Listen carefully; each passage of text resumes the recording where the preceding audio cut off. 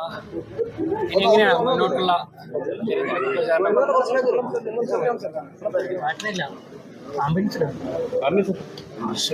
Hello hello hello hello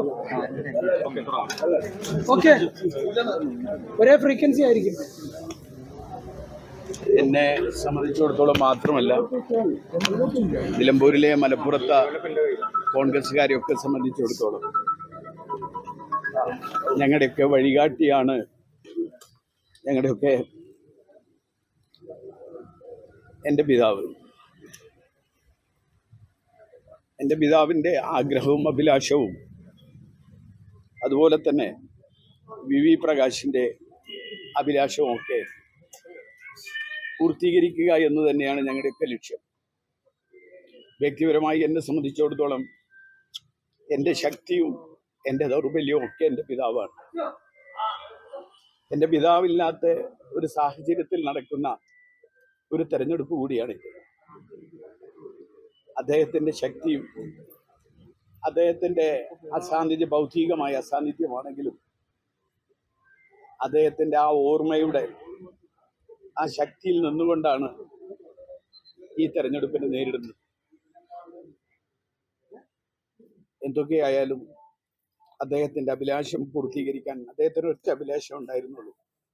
അതാര് എന്നല്ല, ഞാൻ എന്നല്ല, ആരായാലും, അത് ഞാനായാലും ജോയി ആയാലും വേറെ ആരാണെങ്കിലും നിലമ്പൂർ തിരിച്ചു പിടിക്കുക, നിലമ്പൂർ നഷ്ടപ്പെട്ട നിലമ്പൂരിനെ തിരിച്ചു പിടിക്കുക എന്ന ഒരു വലിയ ആഗ്രഹം പുള്ളിക്ക് അദ്ദേഹത്തിന് മനസ്സിലുണ്ടായിരുന്നു.